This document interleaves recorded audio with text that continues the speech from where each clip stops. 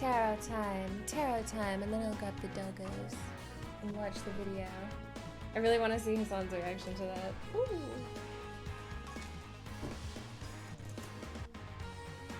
Feminist and like dialogue surrounding like depression and anxiety and like trauma and stuff was going on. So there was a lot of like detailing We got the experiences of like being a woman.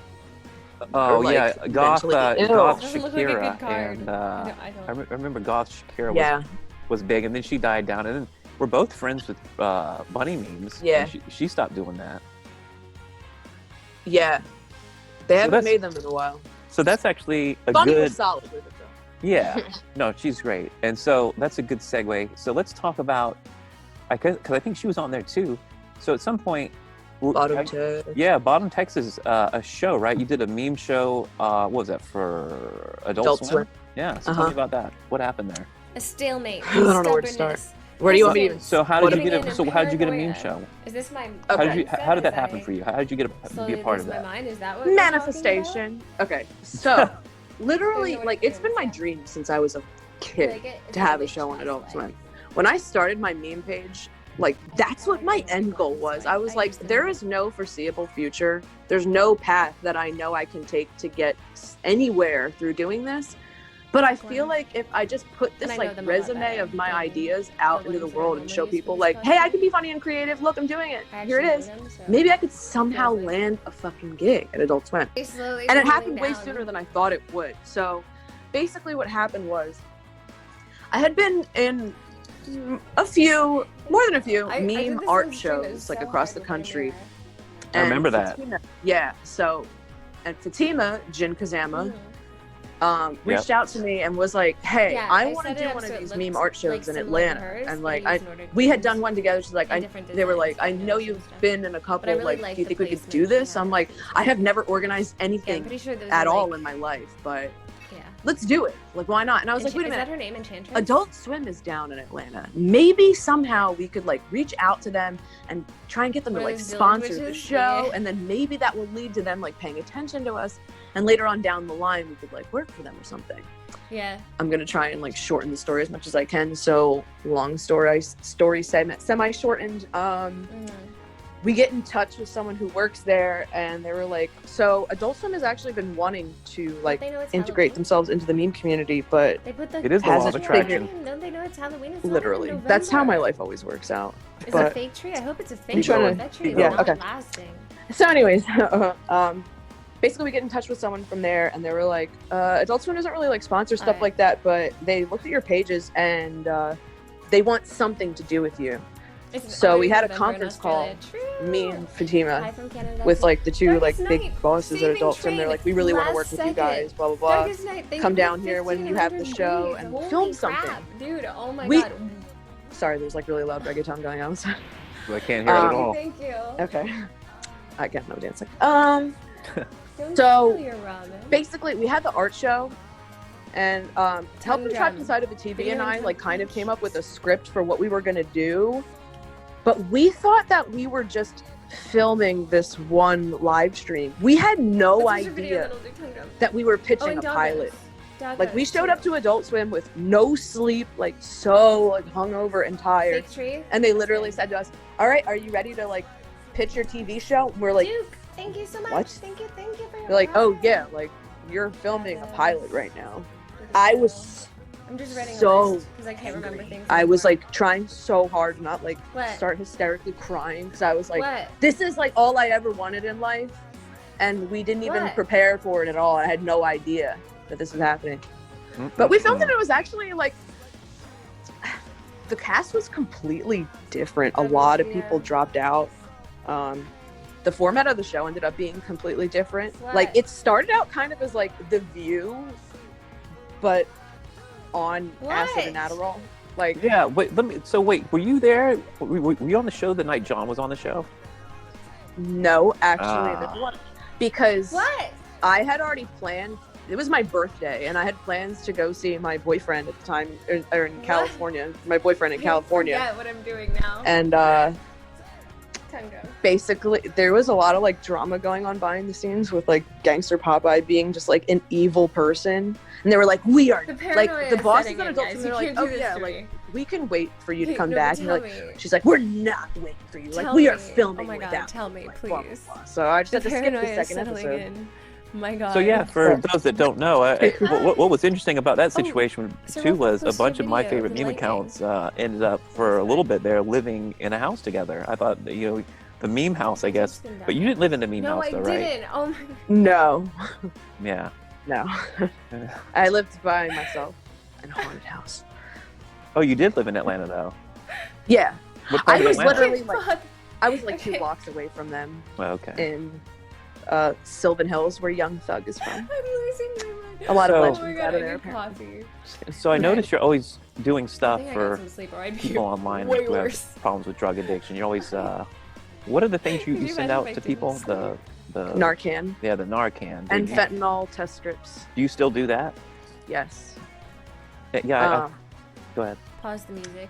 I wasn't really gonna say Hold anything the interesting. Okay. Okay, good. Choo. Well, that's the other thing. So that's the thing I 50 find more interesting about you hours. is Oh my you're God. whether you recognize it within yourself, Look, it is going down. especially It's after just listening to these other very interviews stubbornly going down. and hearing about your mom and how you grew Like, up. very slow. Like, I think you're just a light worker. Do you think you're a light worker? He's literally So, if I say yes, I say it with this kind of like self-conscious resentment. Thanks for unpausing. I don't know. Like, if you were to ask me this in like 2012 or something, I'd be like, I'm an indigo child. I'm a light worker. Like, I'm starseed. I don't. But it's like if I were to like, if I go through and like read all of the descriptions, like symptoms for a lack of any better word of these things, like yeah, like I have all of these qualities. Like I do feel that way. But it's Well, you're doing it in your own way. You know, you might not be holding yourself out there That's as so one, good. but That's so you know, good. like He probably loves there's, it. I would I think there's relative levels That's of so light good. working, and Oh my god. some people need to be ministered in the streets of Philadelphia, and this is where I'm going. I remember not too long ago, I was on your live watching you, and you saved somebody's life on Instagram Live. that was so nuts. That was so nuts. So what happened that night? Because I didn't really get the whole story. I just watched. The timer, yeah, we were below 5. I'm gonna like but kind of we've gone reiterate and above answer 5 your other again. question, So and we're getting while there. answering this one, It's well, I wouldn't happening. say I'm like a light worker by definition because I don't entirely know what that means, and I feel like there's kind of this like new agey like edge to it that I wouldn't entirely be willing to accept. I've always seen myself as like I'm like my existence as like a catalyst to help people. Well, you and, illuminate like, people's I'm people's I took some disposition. pictures. I'm gonna post this on Yeah, Instagram. exactly. I posted And it on I've- my story for now, but I saved It I don't may know, not I've be always been traditional. later. You know, it doesn't have to be a Yes. traditional Because light you're right, light this worker looks role. awesome. I consider myself one, and And I I'm did it definitely on not the stream. traditional one. I'm, in fact, So I'm a subversive, that's pretty sneaky great. one. Thank you for telling me, by the way, because And I think that in a was way you Yeah. are too. You know, Yeah. you're not even What aware of it, happened? but Did you I are. do You know what I mean? That's what I'm something saying. wrong? What did I do. I mean, it's not that I'm not aware of it. Like I'm definitely aware. Like I love helping people. I've always been. I don't know. I'm always attracted I was like, oh to my god. people that need help, and I give it to them in any way that I can. You gotta be careful. And it with doesn't right like now. drain me. I If know anything, it that. like energizes That me. tarot But card I was don't not do wrong. it It predicted it. in a It selfish predicted way. the fact Like that would I be a do it because I little genuinely care Doggos. about everybody. Well, most people. Yeah, Um, So I'm watching you on Instagram Live, walking through the streets of Tell me about Philadelphia, saving somebody's ODing. Right? Okay. Is So that this is what happened. So I don't believe in coincidences.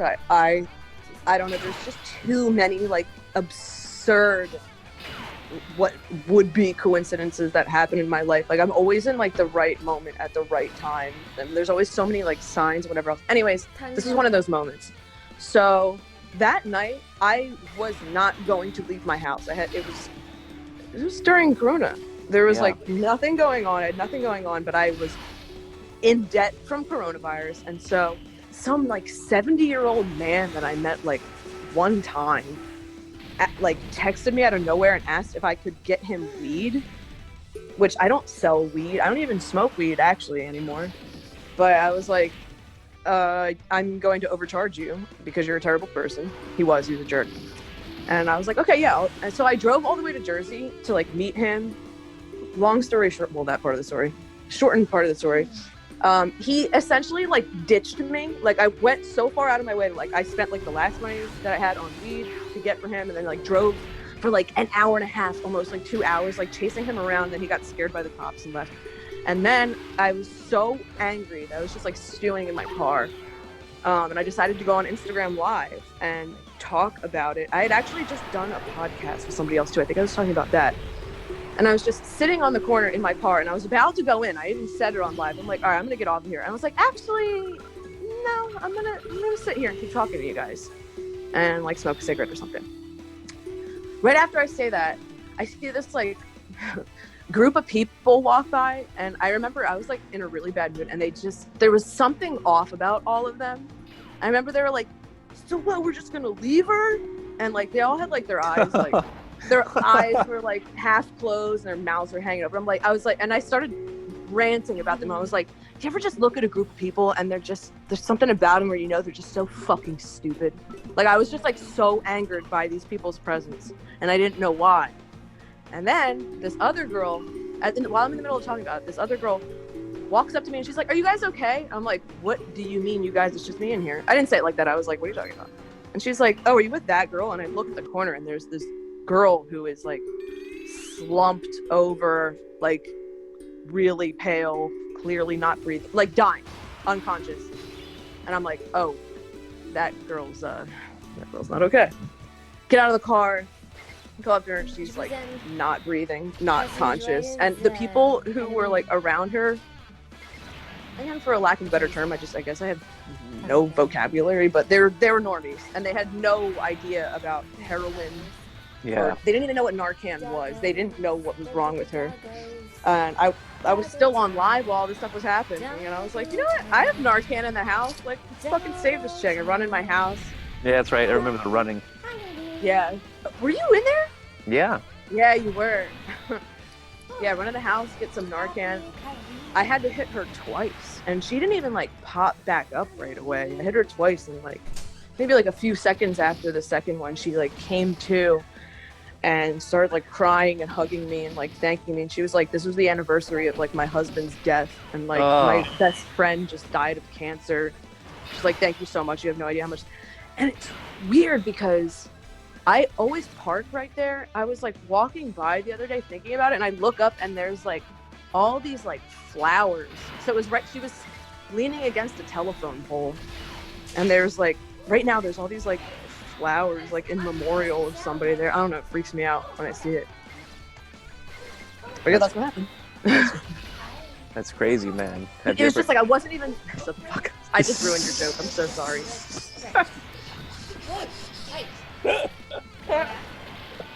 And yes, I have tried DMT. Thanks, Mr. Oh, Rogan. you got it. You're funny. You're good. I'm sorry we couldn't do the video thing, by the way. Oh yeah, just so everyone knows, I got really cute for this. So if you're gonna imagine me, like the face of the voice, just imagine like the cutest girl ever with really good hair and a nice sweater and cute earrings. Yeah, I had no idea. I look great.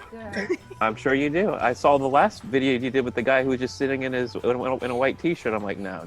She looks like, you had like your whole setup and everything. Coda's eyes? Do you like Coda's eyes? Great. Oh, so yeah, so how, you have done DMT. Split blue eye. Yeah, but so the top first eye. time was like an accident, and that was I thought it was PCP for the longest time. It was like, Coda's eyes. what, you want to hear it? Yeah. All right. So the first time I was at like my second music festival, and this was like before like festivals were really a thing. I'm not saying like I went to festival before they were a thing. I didn't even know what it was. I just went because the first year the Beastie Boys were there, and I'm fucking obsessed with them. See that, like, and then I was like, this rules. I want to go to all of these. Went the second year. I had just seen Moby and like the electronic tent, and I was like, I need drugs. And I see like some guys smoking a blunt, and I'm like, I walk up. I'm like 16. I'm 17, but I look like a child. And I walk up to this group of like 35-year-old men. And I'm like, do you think I can hit that? And they all just look at each other like. It wasn't a blunt. It was something. I don't know. I remember it smelled really weird. And now I know that it was DMT because I know what that smells like.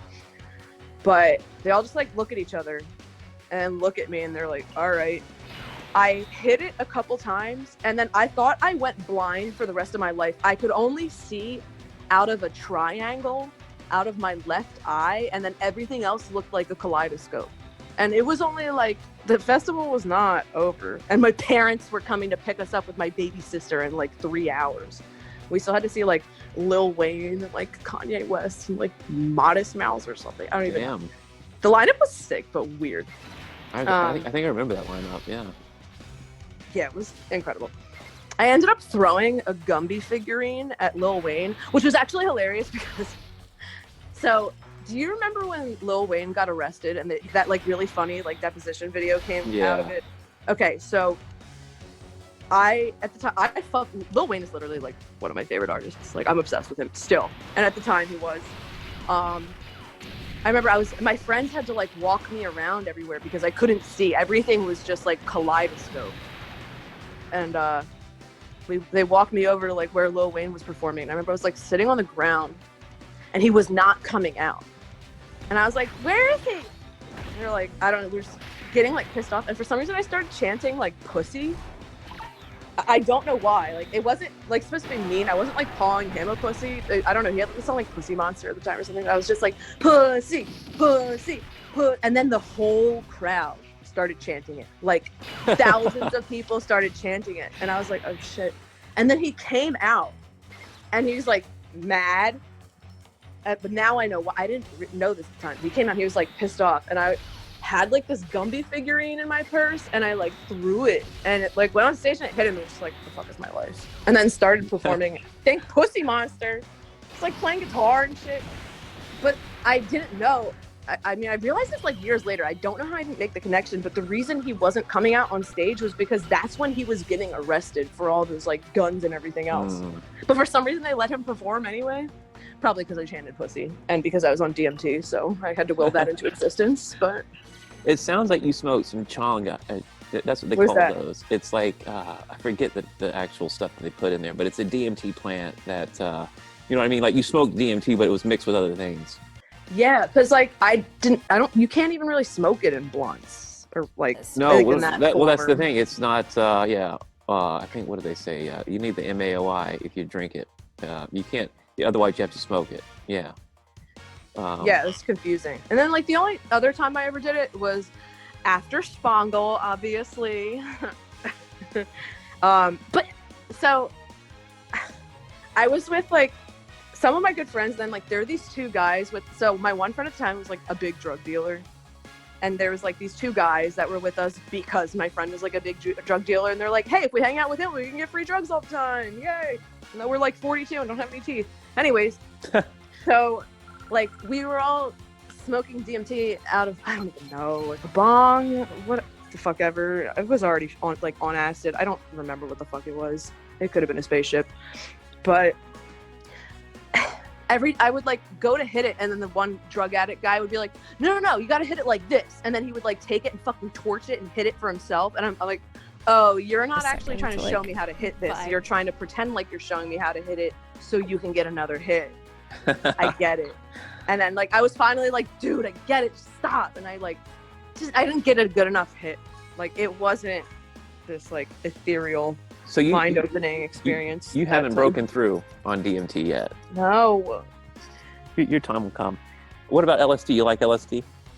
Yeah, I'm pretty I don't want to say responsible. I feel like I don't take it that much. I'm the kind of like, it needs to be a special occasion type person. But it's been like a year and a half at least, which is kind of long for me. Here's another one. Have you ever tried a Travis Scott burger? No, I am scared. I'm scared of McDonald's. I've always been scared of McDonald's. Do you think have you ever heard the rumor that they put, they take the children after they drain the blood and they put the bodies into the meat? Shut up. Have you ever heard that? No. If you dig enough into adrenochrome and human trafficking, you'll inevitably run across the McDonald's is a front for processing human meat. Honestly, though, out of a lot of the even like fucking conspiracy theories that you post, I feel like I would buy into that one. The children are eating children. That's the thing. Like I've been eating, if you eat McDonald's, you're eating children. So this is like, it's not embarrassing because it's so funny, but like it is embarrassing in theory.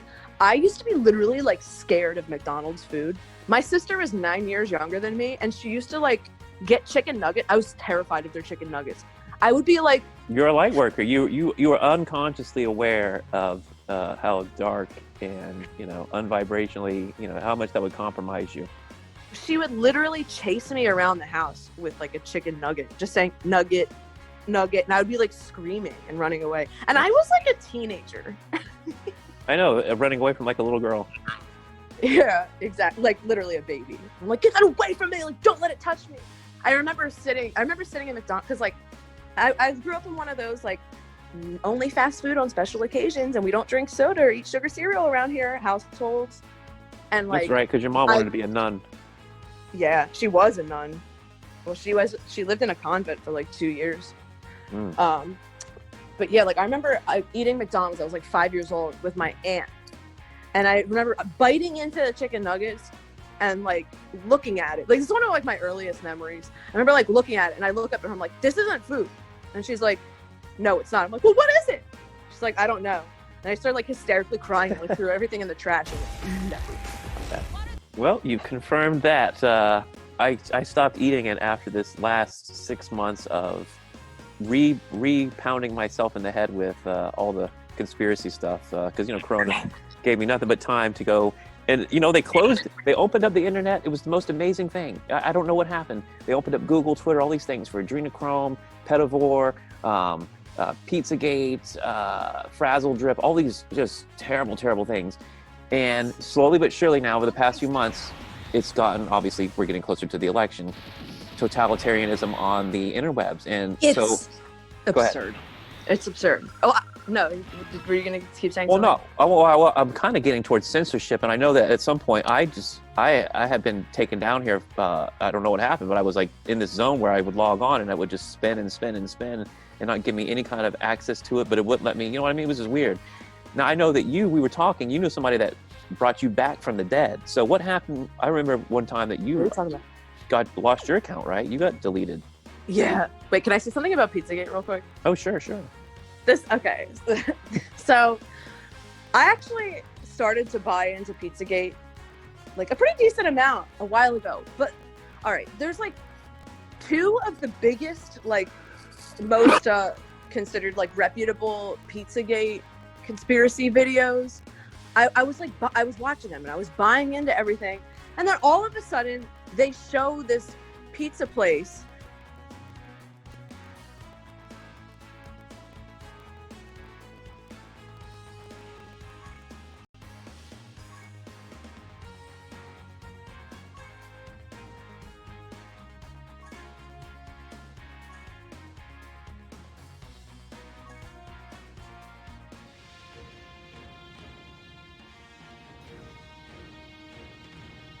that I know everybody who works there. I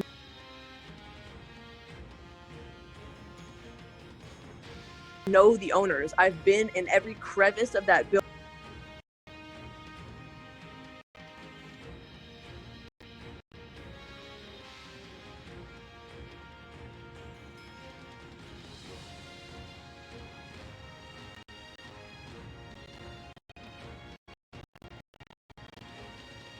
building and the ice cream place next door, and we're talking about Comet Ping Pong. Yeah, I know that it's like centralized around Comet Ping Pong, but they were talking about like particularly Pizza Brain in Philadelphia and Little Babies in these two videos. And I'm like, I know everyone who works here. Like, I've been in the basements and every room in these buildings. Like, I know all these people. So like, it just kind of, I was like, never mind. I'm just gonna throw the whole thing away. Well, I don't know. I just thought that was funny. Philadelphia is one thing. I can't speak to that. The one they talk about in DC is the one. Yeah, Comet Ping Pong. Yeah, that's the one that everybody talks about. With the guy came in there and it was a right-wing guy. He shot the place up. Actually, what happened was that was a guy who came in and shot the computer that had all the information on it. Really? They don't report that. They also don't report that. They say, oh, well, Comet Ping Pong doesn't have a basement. You've got James Elephantis, which is an anagram for I love children. Yeah, that is weird. That is weird. In French, that literally, right? It's not even an anagram. It means that in French. J'aime means I like. L'enfance means children. Right. That's literally what it means. That's so nuts. And so they've got him in an interview talking about literally he's talking about the basement in Common Ping Pong. So I don't. Here's where I stand on the media. Really? I don't. Oh yeah, for sure. There's a Law and Order episode about it. The media is always in either trying to oppose what you're hearing with counter information. They're trying to hide, or they're trying to obviously block you from accessing or putting out more yourself. So why do you think your Instagram got taken down? I guess how long ago was that? Like when it got deleted or when it got what happened there? Banned? I still don't know to this day. There was never any explanation at all. I just woke up. No, I was already awake. It was still in the morning though. I just went to go on Instagram and it wasn't there. It was deleted. And luckily, this felt really good. Like I had so many pages telling all their followers to report it as a problem, giving them directions, go to report a problem, talk about how I'm a stay-at-home dad is a beloved pillar in this community, blah, blah, blah. And I ended up getting it back, I think the next day or the same day, which is unheard of. But they never told me why. They never said why it was deleted. There was no reason for it being deleted. And it's messed up because Instagram doesn't even have a help center. There's nobody that you can talk to. They don't. I was. Which is they took my live down for a month, ramping up to Hillary's supposed court date, which never happened. And I know people don't even post political stuff that have been banned from Instagram Live, but when I was banned, they had a little button that said report, and you just press the button and nothing happens. Exactly. Well, you know what? This still ties into this. My account, my accounts had this shadow ban, even though they refused to call it a shadow ban. But okay, I made a 9/11 meme last year on 9/11. That was not.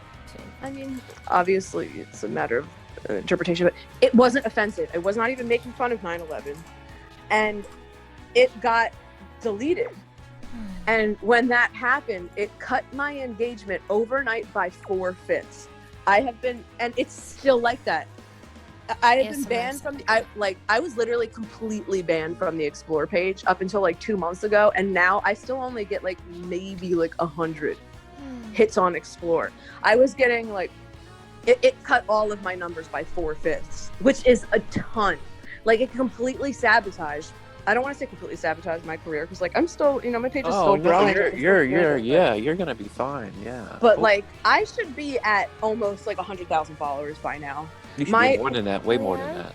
Exactly. But just if I was doing all the same things I've been doing without that ban, I would be at that number right now. My posts at most can get 5,000 likes. My posts on average were getting the lowest number I could get at that point was 5,000 likes. Yeah, you got the Explore page, but here's what I've discovered about the Explore page. Explore page does not equal conversion to followers. Meaning you could have, I see these things that have 20,000 likes, but they've got 500 followers. They've got 5,000 followers. You know what I mean? Yeah. And versus, my average is about 750 to 1,500 a post on average likes. If it's a good post, I'll get 3,000. So. But I never. Which is insane. You guys think so? That's insane. Ears? No ears? But I never hit the Explore page. Blocked.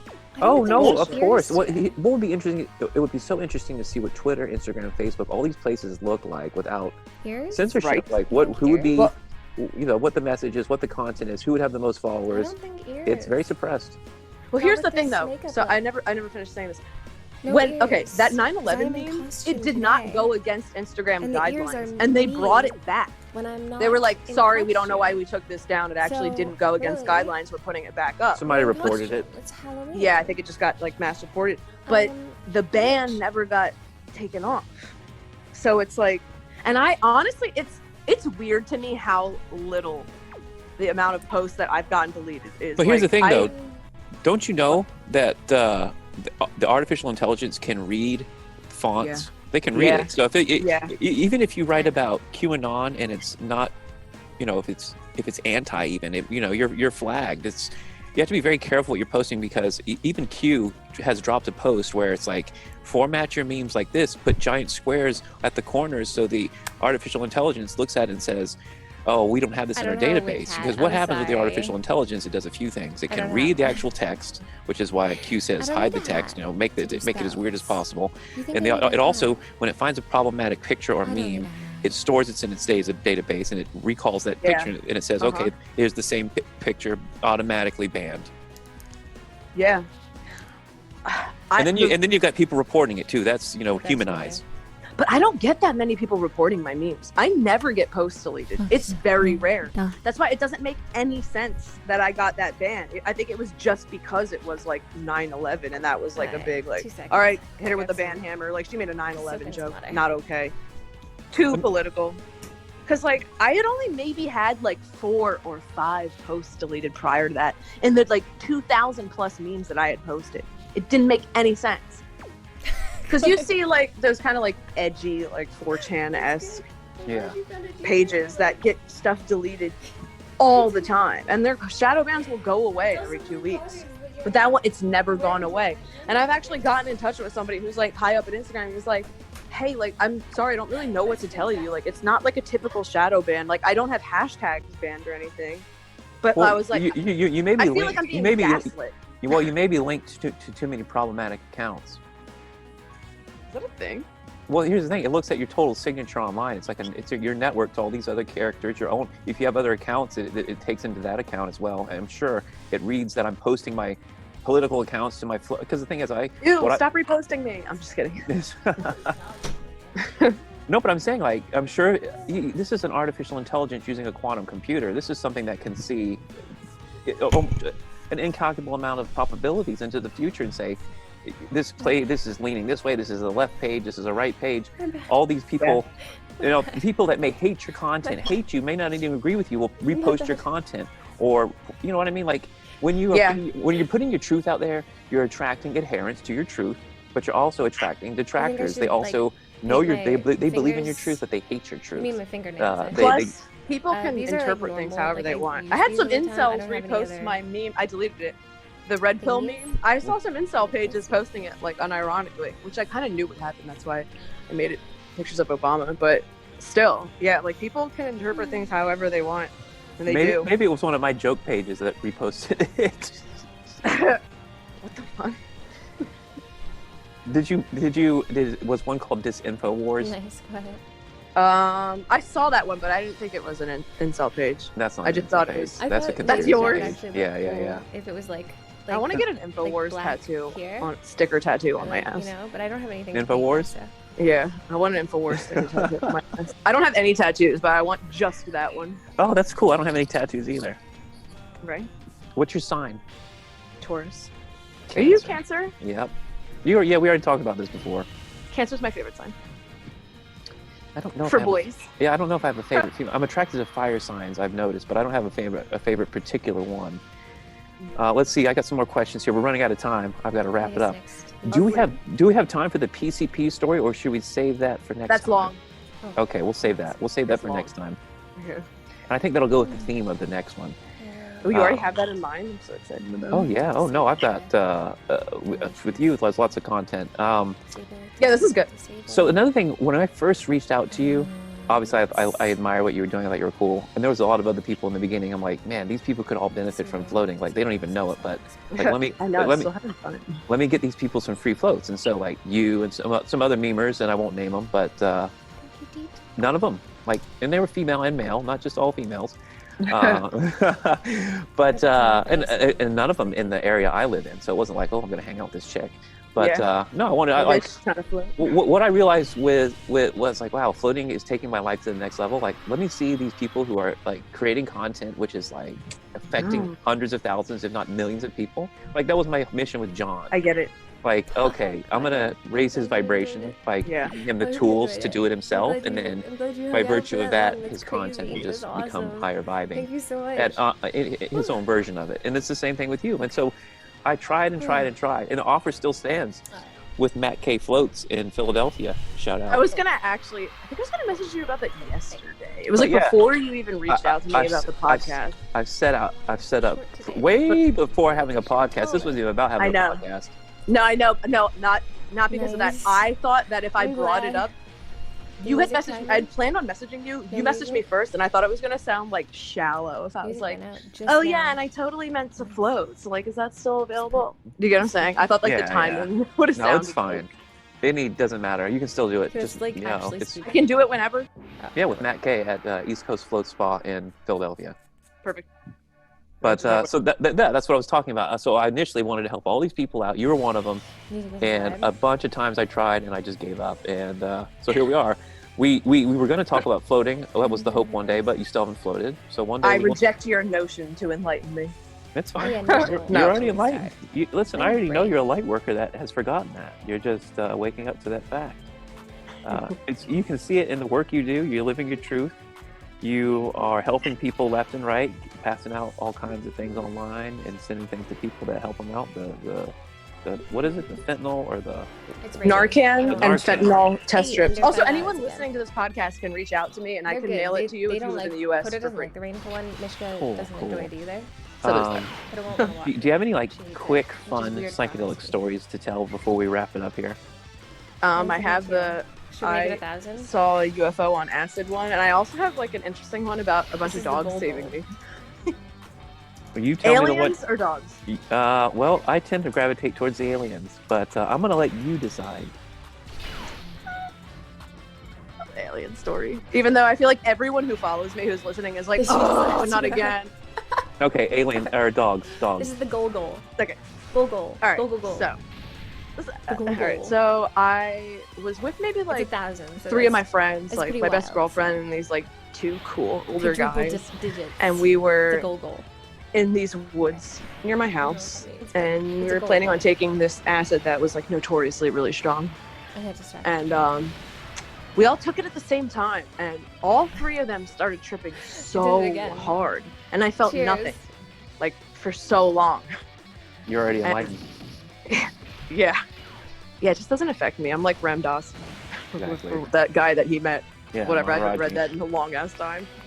Anyway, so yeah, like it had been like an hour. We'd been walking around there just like tripping balls, and I'm like, this is so annoying. Why did I get the beat piece?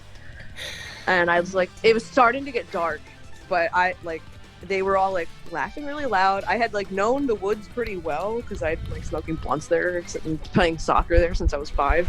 The soccer, not the blunts. But I was like, I gotta pee. I'm gonna go walk off into the woods a little bit and find a place to pee. And then I'll come meet you guys in like 2 seconds. Also, my phone was dead. But again, I thought the acid wasn't gonna work, and it wasn't really a threat to me. So, okay, so I like walk not too far, but like a little. I don't know, like it probably wasn't far at all, but the acid ended up being this strong. I walk off a little bit, and as soon as I squat down to pee, it looked like the acid hit me so fucking hard, dog. Like it looked like all the trees, like picture the trees as if it were waves in the ocean. It looked like they all moved back and then like came forward in a wave and then like shuffled themselves all around. And as soon as that happened, I was like, I am fucking lost. Like just like panic. And I normally never have like bad trips whatsoever. Like it's usually always really like enlightening, and I'm like, wow, like everything that's happening is meant to happen. Like Earth is so wonderful and beautiful and life is amazing. But I was like, oh my god, I am so fucking lost. I have no idea where I am. Like I started freaking out, and I like get up and I start walking, and it starts getting dark really fast. Like I don't know, as soon as I walked into the woods, it just became really dark. So I'm like walking around, like calling my friends' names. I can't hear them. I can't find them anywhere. I remember this guy in like a red like jogging suit. I remember because he reminded me, if you ever saw Donnie Darko, he reminded me of like the guy who was like jogging and watching Donnie Darko and that chick hook up in the woods. It was like the same outfit. Yeah. Yeah, you know what I'm talking about. So that guy from Donnie Darko is like jogging by, and I'm like, hey, did you see this group of people? Like blah blah blah. And he's like, no, sorry. I'm still walking around, and again, my phone was dead. It seemed like forever, but it was probably like 15-20 minutes, but it seemed like a really long time. I'm just like walking around, like looking for anybody, and I can't find anyone. And eventually I just like give up, and I sit down in the middle of the woods. I just like squat, like not fetal position, but like half-baked fetal position. Like I had like my arms wrapped around my knees, and I'm just sitting there kind of like rocking back and forth like a fucking baby-ass bitch. And all of a sudden, in a single file line, like 15 dogs just like file in through the woods, and like I stand up. I just like stand up, and they're all like coming up to me and like jumping on me, but not in a way that's like made me freak out or anything. They're just wild dogs? No, listen. Just, yeah, there's like 15 dogs. And then it literally, they came in like a single file line, and they all like surround me, and they're being really friendly, like licking my hands and like whatever. And then all of a sudden they like form a perfect circle around me. Like they all like leave, like they go away from me, and they sit in a perfect circle around me. And I remember like turning around 360. I'm like, what the? There's no way that this is happening. Like, what the fuck is going on? And then they get back in the single file line and start walking back the way that they came. And I'm like, I guess I'll follow these dogs, because I don't know, it just seems like what I should do right now. And like we walked for like a good 10 minutes, I don't know, a while, like a decent amount of time, not just like 2 seconds, maybe like 10 minutes. And there's like a group, like a huge group of people, like 7 or 8 or like 10 people, and they're like, oh my god, like how did you find all of our dogs? I was like, what is going on? They were like, all of a sudden, like they were at like the dog park part of the woods in the front. They were like, all of a sudden all of our dogs just ran away at the same time and ran into the woods.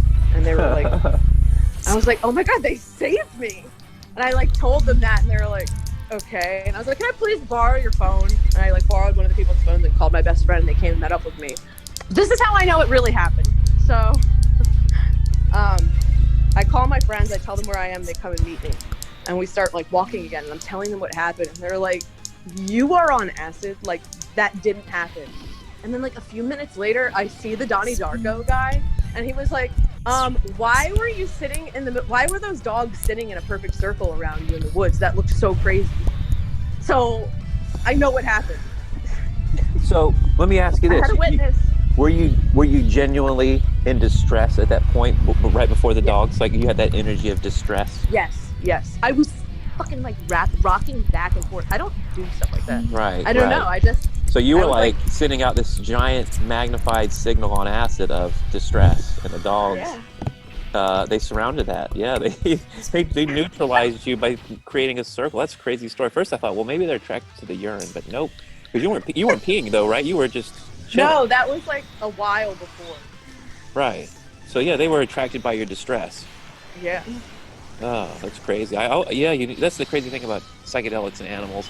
When I do this with people, I do this with people's pets. I will take acid and I will sit with their animals, and then they'll tell me something. They'll say, "Oh, I want this. They need to stop feeding me this," or "I'm the boss of this house, and you need to put that dog in the cage," or you know what I mean. The cat will tell me that. I cured my cat's anxiety by taking ecstasy. I didn't give the cat ecstasy. So I still have her. Well, she's at my parents' house. Her name is Susan. And she used to have such bad anxiety. Like, she would hide from anybody. She would run at, like, the smallest sound. Even all of us. We had her for, like, years. Like, 3 or 4 years. And she was still terrified of all of us. The first night I ever took ecstasy, I came home. And she had just happened to be walking past the front door. And normally she would have bolted. But she, like, stops and looks at me. And immediately starts purring her fucking ass off. Rubbing all over me, following me to like every room. I remember I went to the kitchen and like made food or something. She's like hopping on the counter to like rub on my arms and stuff. Follows me up to my room, and she had never done anything like this. Like the polar opposite. You freed her. She follows, You freed her with unconditional love. I also smoked her out, so she like follows me to my room and hops in bed with me, and I was like smoking a joint out the window, and I was like. And I don't recommend that anyone else do this. Like, I kind of think it's fucked up. It depends on the person and animal, but like, I think it's fucked up sometimes, like with certain people, like smoke their animals out, and like the animal clearly like doesn't want it, and it's like dog. But I got a friend who has a dog where, whether it's vape or weed, I will blow it in the dog's face, and the dog is happy to see me because he knows weed's going to be smoked for one thing. So but then I'll sit there and the dog, I will blow it in the dog's face, and he will like chomp the air like he's trying to eat it. That's so funny. So he wants to get stoned. Yeah, I smoked her out, and I only did it that one time, but like she fucking loved it. Like she's like so stoned, like so happy. And then was never the same. I mean, like, and she never had anxiety again. She was like super loving, and like it was crazy. There was like a night and day difference, literally, just from that one night. I believe it. I've seen it. Yeah. And unfortunately, I've got to get back to work here. I've got boring. Floaters. I know. I've got floaters. I want to leave it on a good story, though. A high yeah, note. Yeah, it's good. And cats and dogs and memes and drugs. They all go together. Everybody's a fan. Do you have anything you're working on? Anything you want to plug or promote right now? Good question. I think I'm about to, nothing crazy. I think I'm about to launch a bunch of more t-shirts and prints. There's no projects I can think of. Oh, I mean, I have an interview coming out that's like a big thing for Instagram. Tell me how Instagram still has me shadow banned, but somebody at who works at Instagram said that my account is the future of Instagram. Like, are you fucking kidding me? Well, I'm surprised you say you're shadow banned when you said you got the hookup. They got you out of Instagram jail. He like didn't though. I mean, he's tried. He's great. Like, that guy's awesome. Also, if any meme people are listening to this, like, if you need help with your meme account, I could connect you to that guy. But yeah, he doesn't. He told me he doesn't really know what's going on because like the algorithm is not in control by people. It kind of has a mind of its own. He said it's like constantly changing every day, and they don't even really know what entirely. Well, I can guarantee you, there's certain things that, and I don't want to go long here, but you know, for a couple days, the hashtag SUN, the sun was blocked. You couldn't. And there's a whole thing about Bill Gates. That's so symbolic. And technology trying to block the sun But yeah, no, exactly. It is symbolic, and I get it why adrenochrome and frazzle drip, these horrible things are, you know, shadow banned and blocked. But man, you know what the world would be if we weren't, you know, controlled by technology. But it is what it is. So I don't want to go down a dark hole. I want to end on a high note, and plus I got people coming to float. So we will talk again when you float. Yeah, let's do it again. Yeah, we're going to definitely talk again. Have a post-float conversation. Okay. I have so many other things I want to talk about. Always a pleasure. You're one of my favorite people of all time, not just of memes, but you are the queen. You are the queen meme. So, Joelle / Namaste at Home Dad. Check her out on Instagram. One of the best, one of the most creative and truthful individuals you'll ever meet. Thanks again. Always appreciate you. Bye-bye. See ya.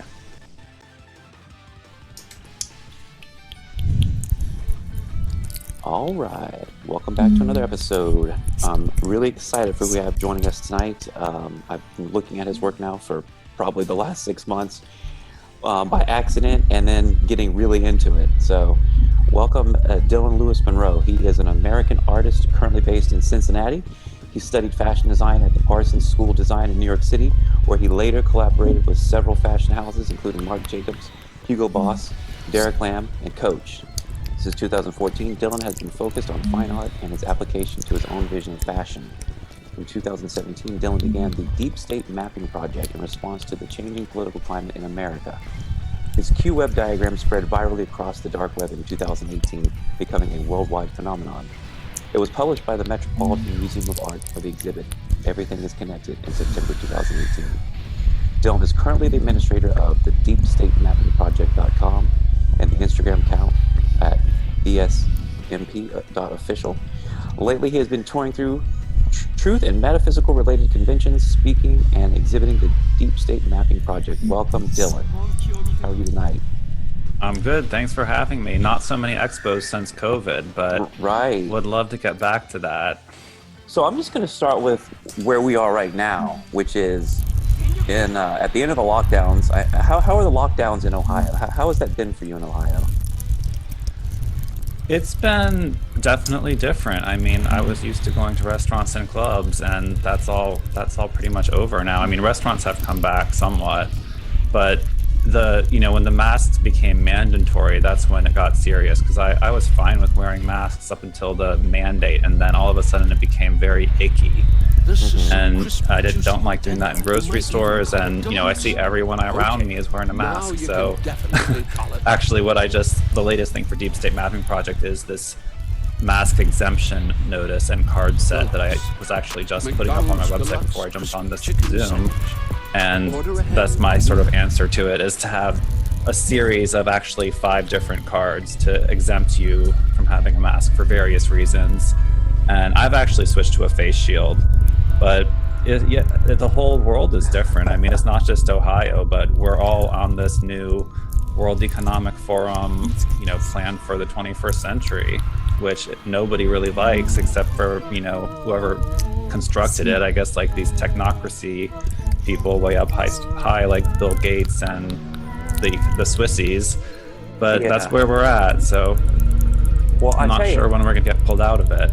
I didn't think it was going to, I was hoping in the beginning this was just going to be a month or two, and then it turns out to be this whole, I think, psyop and ritual. And for us that are awakened or semi-awakened, we're hip to the game. I've always fought the mask. The only time I've worn the mask is to go to like Publix or something, the grocery store, where it's absolutely essential. I have to go in and get out, and I have to wear it. I usually wear it pulled down, my nose exposed. We're in Florida, so luckily we have a governor and we have mayors here that are very lenient. And recently the governor said, you can't mandate on the people the mask anymore here. So we're lucky in Florida. Not so lucky if you're in New York or California. Is Cincinnati a red or a blue city? Well, like most places, the major cities in Ohio are blue within the city area, and then the entire rest of the state is red. And our governor is a Republican who doesn't agree with Trump. So it's a very interesting position, but he did issue that mandate, and I don't think it's been struck down yet. Well, so very few businesses are refusing to comply. Well, that's good. I think the other thing we have in common right now is our accounts being heavily censored. I've noticed you've been censored. A lot of other accounts that are in the truther movement, or what's been recent, which has been scary, is the Great Awakening. That's been that hashtag has been blocked, and then the people that are supporting 5D consciousness and bringing truth to the people and exposing COVID and the deep state and New World Order, all those accounts have been deplatformed, shut down, blocked, minimized, and I think you've obviously, Instagram is basically worthless for both of us right now. Well, I'm hoping that I've saved my Instagram for the most part. My entire Facebook presence was deleted as of last Saturday, which was my main profile, 2 groups for Deep State Mapping Project, my page for Deep State Mapping Project, a page for my YouTube channel, New Templars, and I even had a second profile under a different email address that I originally created to send myself gifts in Farmville back in 2010. But I was using it these days to do a little espionage and have, a backup account should anything happen to my primary one. It all disappeared on Saturday. And then when I saw QAnon posted articles in the mainstream media 2 days ago, just officially saying that Facebook is coming after all these accounts and all these specific hashtags, I had a day where I literally spent probably 4 hours going through my entire Instagram profile from the past 3 years and deleting everything that was related to QAnon, related to Trump, related to Great Awakening, hashtags. So pretty much all that's left now on my Instagram profile is aliens, crystals, Ashtar, channeling. And so it's a very different vibe. If you go to dsmp.official on Instagram now, it's going to be very different from what it was just a few days ago. And it definitely looks more positive, but right. I'm not one of these 100% love and lighters. I do like to shed light on the darkness and expose what really needs to be exposed and warn people about what they need to be warned about. So I'm not sure where it's going to go in the future on Instagram. As I was deleting everything, I was thinking, well, gee, if I'm going to delete everything, what's the point of even having this platform if I'm not going to have any free speech on it? But, that is where I have the largest number of subs. I'm at 27K on Instagram right now. And, that's very significant for me, and it's significant for my business. And I was relying heavily on that feature in Instagram. Once you get to 10,000, you can do swipe up to advertise a product in your story and then send people directly to a link. And what's really hurting me right now is that my entire URL, deepstatemappingproject.com, has been censored from being shared on Instagram in any format, whether it's a DM, whether it's a caption, or a swipe up feature.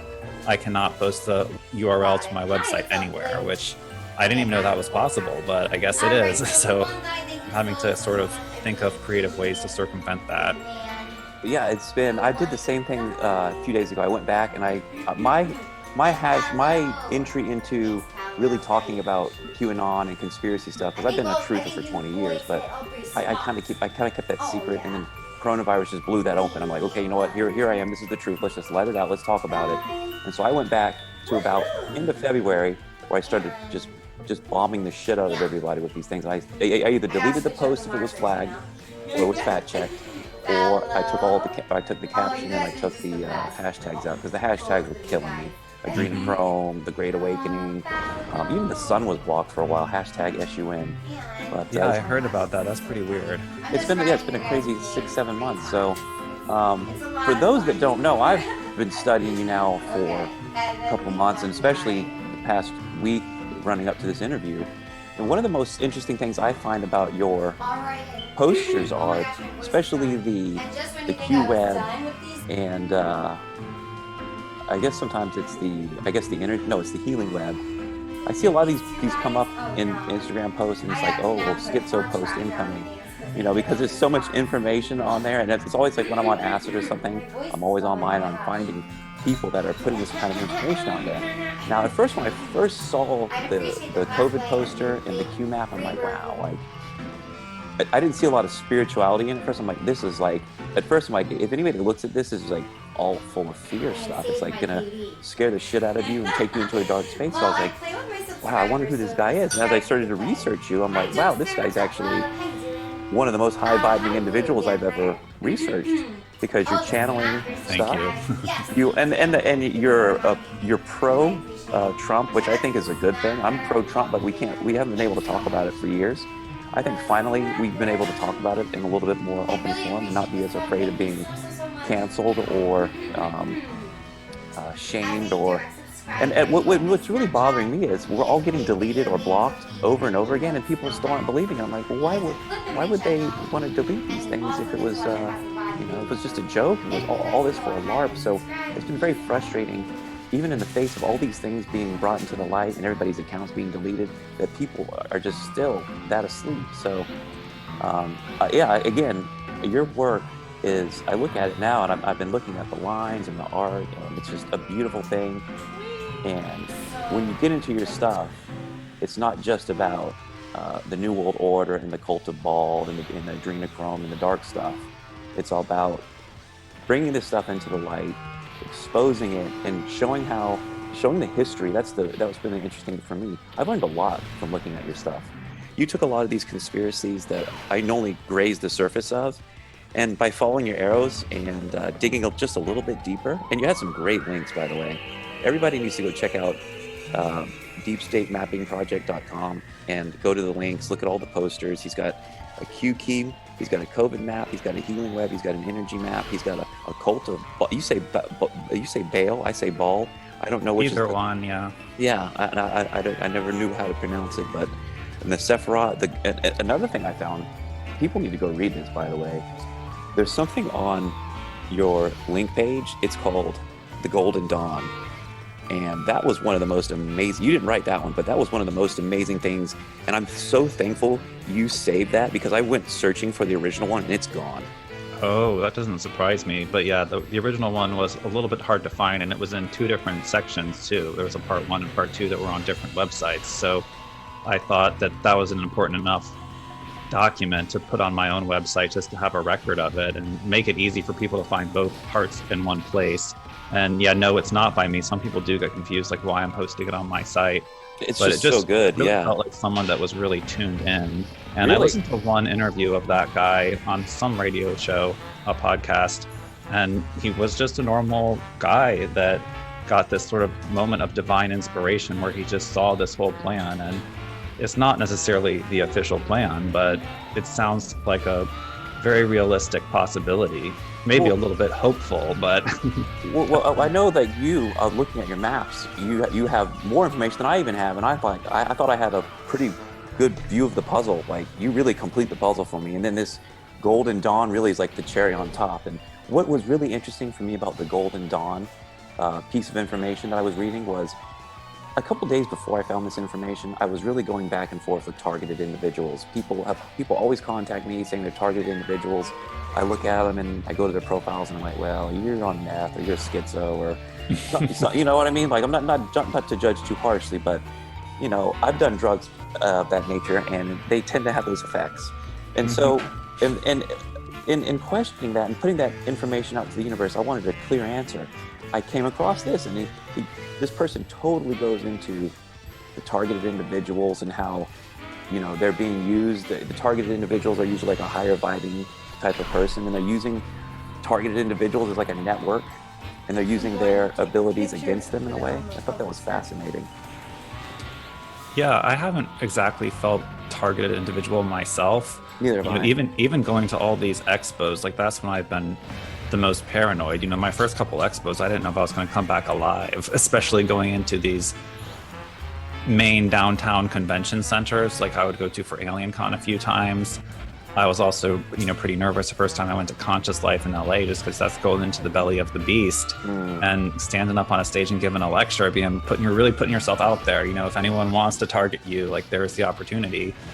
And really not too much. And I think a lot of this is because of the Trump administration. That the Trump administration is the whole reason why I started this whole project to begin with, the Deep State Mapping Project, because I felt, since he had sort of endorsed conspiracies on his campaign trail, on the Alex Jones show, that there was some kind of like a door that had been opened, that there was a sort of a guarantee that you wouldn't be targeted, at least by his goons, his goon squad, including the CIA and, you know, the normal agencies that would target people, you know, the agencies that targeted Bill Cooper, that led to his death eventually, and other conspiracy theorists in the past that have claimed to be targeted. And I think the real people that get targeted are the ones who have been in the system somehow, either been in the government or been in the Masonic lodges, and then leave. Because what these groups really don't like are the turncoats. And so as someone who's always been an outsider, just an artist doing my own research on the side, I don't think I'm as high a priority for them.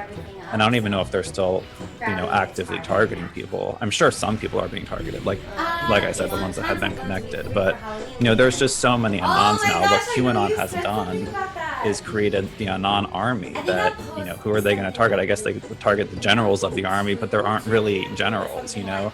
And there's so many different QAnon accounts and channels that it would be hard to prioritize, like, which one you want to get rid of. And if you start getting rid of all the channels, then people are really going to know that they were putting out the truth.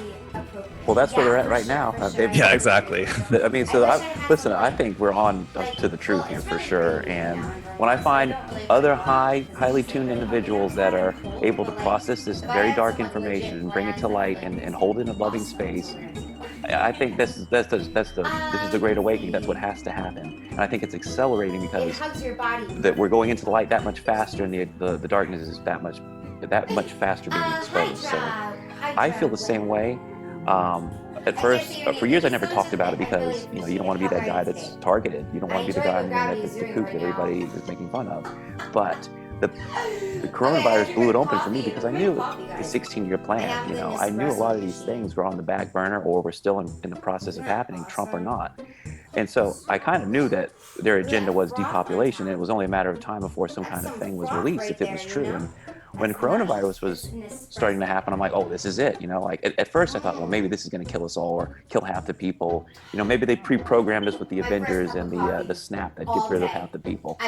But it wasn't that way. And that's when I got into Q, and I said, you know what, maybe this is all true. We can talk about these things now and not feel so bad about it, because everything that we've talked about over the past, since 9/11, is all coming to the surface now. And it's amazing. So I guess let's start from the beginning. Why did you decide to, in your terms, you call the first map a hyper sigil? It's rough. Yeah. I just was putting out what I knew, trying to organize it really for myself. And I had started the Deep State Mapping Project several months earlier. I started it the day of the inauguration and really was inspired by that Women's March to put out an artwork of ideas for signs that I felt would be better slogans to protest than what they were protesting. Because I thought a lot of what they were protesting was really trivial, and I was just inspired by the vision of a real protest in Washington, D.C., protesting all these conspiracies and psyops and black ops for the past 50 years that aren't even in our history books. So that's where the idea started, and throughout that whole year I worked on just a couple diagrams, because it was sort of, I have several different art projects that are either in the idea stage or a couple developments, and so that's kind of where it was for the first year up until QAnon, and I really had no prospects of it ever being in a gallery and didn't know really where it was going. And so once QAnon started, I just started another piece like under this umbrella of the idea of doing sort of conspiracy related diagrams that were sort of inspired by declassified documents in the beginning. Like that was one of the early inspirations, and there was a few other types of artworks in the project as well. Like I was thinking about doing portraits of different presidents with different slants on them or whatnot, but these information diagrams is what eventually took off, and so that's what I've really focused on. And so I worked on the original Q webs, what I call it. Some people call it the Q map, but I worked on that for about a month and a half, starting mid-November, when the QAnon information really started piling up, and I wanted a way to keep it organized for myself in my own mind, and then decided to bring it all the way back into like ancient aliens territory, which QAnon hadn't gone into at all. But so it really was my own thing. A lot of people associate or try to associate Deep State Mapping Project like exclusively with QAnon, and it's definitely been involved. Like there's been an interchange of ideas between DSMP and QAnon, but it is in no way like 100% QAnon based. Like most QAnon channels and accounts are really just going through the posts, reading the posts, interpreting the posts, and really not doing too much of their own digging. I might be generalizing some there, but this is how a lot of QAnon channels are. Some of them are doing a much better job of taking the prerogative to go get some of their own research, but I think that Deep State Mapping Project and myself really go far beyond what QAnon has put out there. I mean, even our latest diagram, the Ashtar timeline, is pretty much like light years away from anything QAnon has even come close to.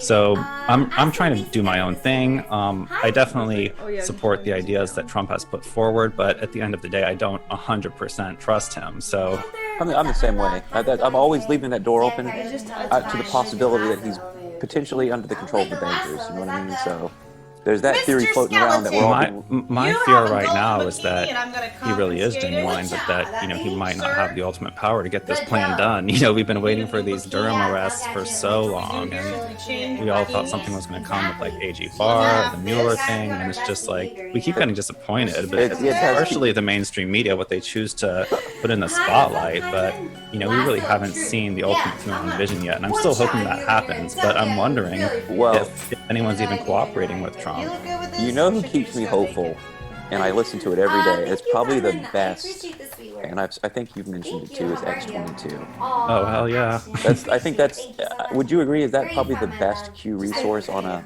pretty regular basis? Definitely. And it's not just Q. Like, why I like X22 is because he's been a financial analyst for decades before QAnon. And I went back to his earliest videos on that channel, and he was talking about the financial collapse during Obama and Bush, and so now to see him still talking about financial stuff but with a very optimistic perspective, that gives me hope that someone who's been in it this long. And I think that the ultimate battle behind QAnon has a lot to do with this bank war, the war against the Federal Reserve and I think that's the top of the chain banking system. So I think that is one of the main things behind the scenes that really no one is talking about. I mean, a couple things have come out about the Fed moves into the Treasury, like during coronavirus, but these are, not mainstream news. That's the thing. It's like I keep telling people that don't listen to the X22 report. I'm like, hey, look, guys, don't worry. All right, Trump has taken the Fed into the Treasury, and they are sinking it, and we're going to go into Nasera. It's not a poopy. You're a poopy. This is on the news. You're crazy. John, you're a poopy head. But I believe it. Okay? I think it's true. It's not a shit Yeah, the stain. Nasera topic has become so hot lately, and it's like the only thing that It's our most popular topic on our New Templars YouTube channel. Like that one video has the most views. And if I let it fall, I have actually searched for Jasara on YouTube recently, and there's so many videos. There's a whole bunch of financial channels devoted exclusively to it. It's not just X22, and I don't want to follow every financial channel that's like purely financial, but there are so many channels that are starting to talk about, the idea of a currency reset and ideas that look like Nasara and Jasara, and it might not actually be called Nasara or Jasara, but even talking about instituting a universal basic income might be the modern day manifestation of what we're calling Nasara, even if the government might not call it the same thing. Well, as long as we get rid of the Fed, I think I'd be almost happy with anything else besides the system we're in right now, this printing fiat currency system. Well, not the Chinese social credit system. Oh, no, because that's what it seems like they want. Now, let me ask you this. You think that's the home of the deep state there, China? I think it's definitely a deep state model city or model country. Like they've really turned their people into almost like robotic drones for the most part. And seeing how the social credit system works, seeing the video camera footage with AI and the boxes around people's faces that, tell you what they're feeling, like what the emotion on the face is saying, combined with their credit score and everything in live action. That is really scary, and it definitely seems like that's exactly what they're trying to build in the United States. And one of the things that I've seen happen since coronavirus is this expansion of the surveillance state, and seeing all these new video cameras put up on the highways and in random places, and I'm just like, what does this have to do with the virus and the lockdown? Because unless it really seems like Alex Jones was on point calling it prison planet, because they're trying to literally turn the entire society into some kind of prison. It's like, well, what the fuck did we do wrong? Nothing.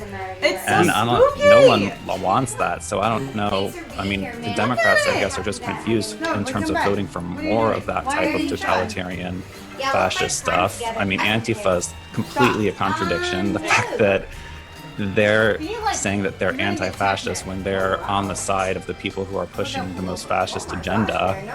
So we've got some major cognitive dissonance going on, or just some major people being misled. Well, major sleeping. Lots of people sleeping and lots of people keeping them in their sleep. Now, the Q-Web, was that in the art gallery? It was in the what do you call it? The book that went with the exhibit for the Met. So there's two curators. One wanted it in the exhibit, the other one didn't. What? And then Thank you, Tiago. This was all leading up to September, and then in August, all that news about QAnon came out, and then that was like, whoa, we can't touch this thing with a 10-foot pole. And so it's almost a miracle that it even still got in the book of the exhibition, but it was not in the actual exhibition. So it hasn't been in actually any gallery yet. So still waiting for that call to contact me to say, we want the full DSMP gallery exhibition. It's a massive red film. Just the one poster, and you've got other ones. So you started with the Q-Web. Now, the difference between the Q-Key and the Q-Web is the Q-Web the one that is just black and white, and then the key is the one that's colored? Correct. Okay, because I was looking for I was trying to find the Q-Web one. I'm like, oh no, there's this one. And I thought I liked the plain one better, but when you understand the color key, this is a lot more easier to understand. The color key one is definitely easier for newcomers because you can see how it's laid out a lot easier. But once you understand how it's laid out, it really doesn't matter which one you're looking at. And in terms of aesthetic, it's like whatever you really... Actually, I think that the monotone one might actually be more aesthetically pleasing in terms of like what's going to look good. I think so. In terms of art, you just get the solid blue one or the antique beige one. And then once you know the layout, it's actually pretty easy to find stuff because whatever you're looking for, the time period, so you jump to that sort of elevation on the chart, and then you can just find it pretty easily to see either what's around it or the date or the spelling. And that's why it's really convenient for people. It's really like a cheat code to the entire hidden history of humanity. For sure. Now, the big thing that really fascinated with me once I started digging into you was I'm big into the adrenochrome and the human trafficking and trying to understand that. I think with the banking, there's two things they're really trying to protect. They're obviously protecting their fiat currency system and the banking. I also think they're protecting a worldwide web of human trafficking and their little death cult. So the cult of Baal, or Baal as you would say, how did you go from the Q web to that? So the cult of Baal is actually an expansion of pretty much the first quarter of the Q web diagram. So it's the period from ancient Egypt through to the Federal Reserve. And this was the period on the Q-Web that I was the least clear about when I made the Q-Web. I was very familiar with a lot of the conspiracies from the 20th century, but I was really curious as to how we got to this point. And I knew that the Fed was a really important point. I knew a few things from the past, a few things about Egypt, stuff that we've seen on Ancient Aliens. But I had some really major questions. Like, my main question about that whole period was, where did the Vatican come from? And so I was digging into it, and that's a very hard question to answer. And in my research, I discovered, for the first time in my life, the Jesuits, which I had never even really heard of before. Crab games? It's pretty shocking to think about that, but not everyone's heard of these groups before. A lot of people hadn't even heard of Freemasonry before recently. Very few people actually understand what these institutions actually are on their surface, let alone their higher levels of hidden interiors. So for sure, I think this beautifully lays it out. It starts with the Canaanites, the Pharaohs of Babylon, which then leads to Rome and Judea, which leads to the Vatican, and then from the Vatican you've got the Templars. Now here's an interesting one. I've heard you talk about this in interviews, the Khazars, the Khazarian Empire, the 13th tribe of Israel. Yep, not a lot of people know about that, and any in-depth discussion of that will easily get labeled anti-Semitic by the mainstream media, but it's really not. It's not history you haven't heard of. And then the one thing that's kind of missing from that Cult of Baal map that I didn't know at the time is Tartaria. And I'm not sure if Tartaria would be considered Cult of Baal. I feel like they might have actually gone in a more positive direction. But it's a big piece of the puzzle. So are they hidden history? What's the deal with Tartaria? It's hidden history, and I don't think anyone really knows the extent of the hidden history, but it was a huge country that took up almost the entire Asian continent.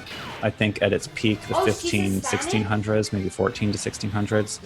And no one really knows exactly how much technology they had, how much influence they had across the entire world. There's definitely some theories that contradict others.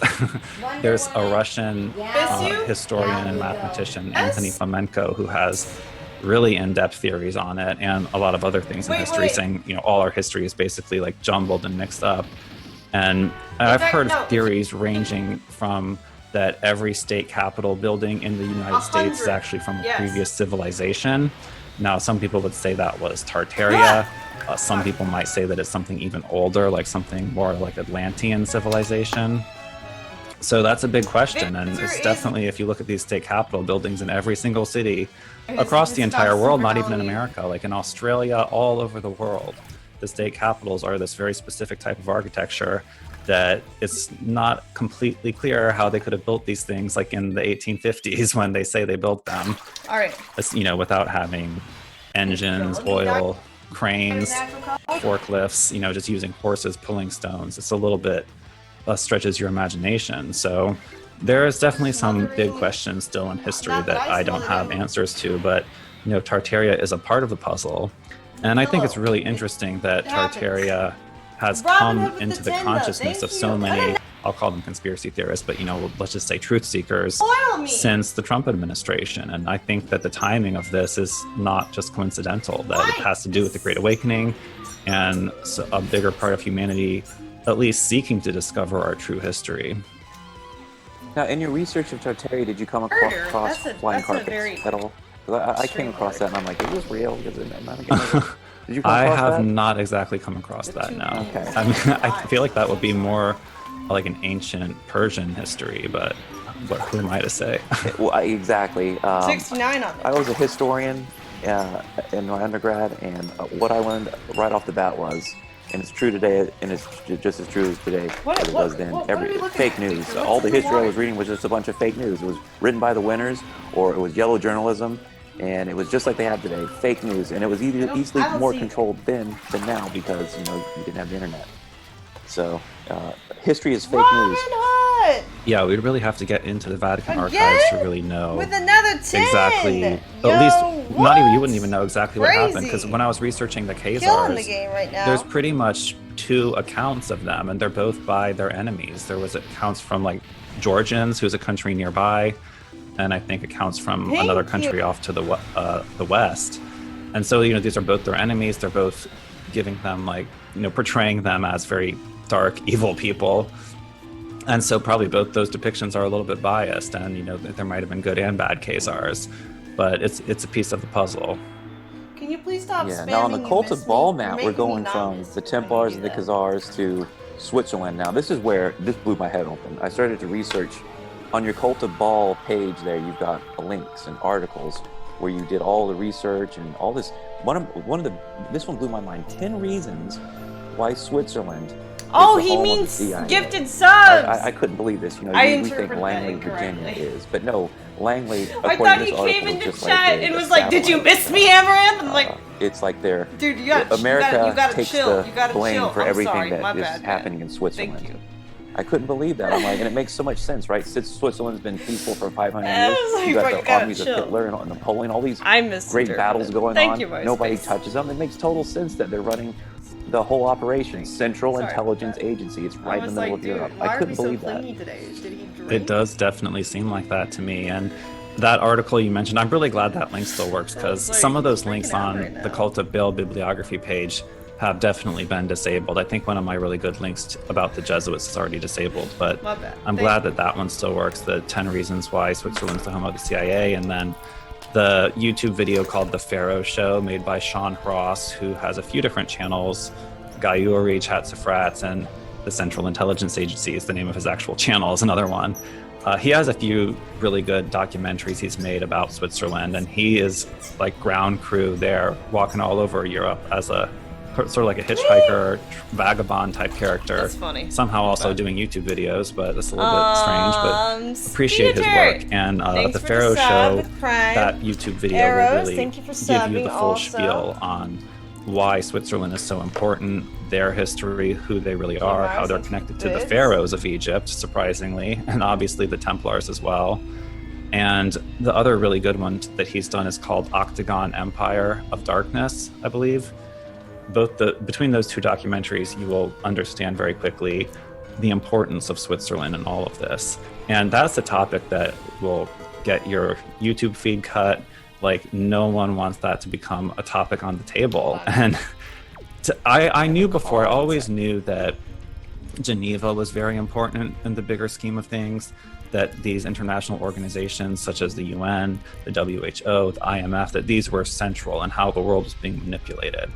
And why America was almost no longer even really a sovereign country at that stage in the game.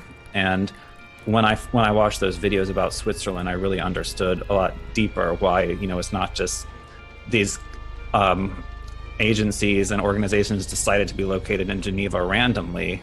No, it's like this whole country has been central in orchestrating what seems like almost every war for several hundred years. Right. Well, like I said, as a historian who didn't have certain pieces of the puzzle, knowing what had gone on in Europe because I studied medieval and up to the Age of Enlightenment, even Revolutionary War history, and I'm like, wait a minute, this is like the piece of the puzzle I could never understand. It's like 10 reasons here. Switzerland is located in Central Europe. Switzerland is the only neutral nation on Earth. Switzerland is the only sovereign nation on Earth. Switzerland is home to the Onyx interception system. Now, what's that? Do you know what that is? Not offhand. Okay. Switzerland is home of the Holy See, i.e. the Holy CIA. Switzerland, I've heard you talk about this one, so maybe you can give me some insight here. Switzerland is home to the Bank for International Settlements, the BIS. That's definitely true, yeah. In Basel, Switzerland, the central bank of central banks. Okay, so that's what that is. That's the central bank of central banks. Okay. So there's so many reasons here. So yeah, you guys need to go on his page while these links are still up. And by the way, neither one of us are suicidal. We're very healthy individuals.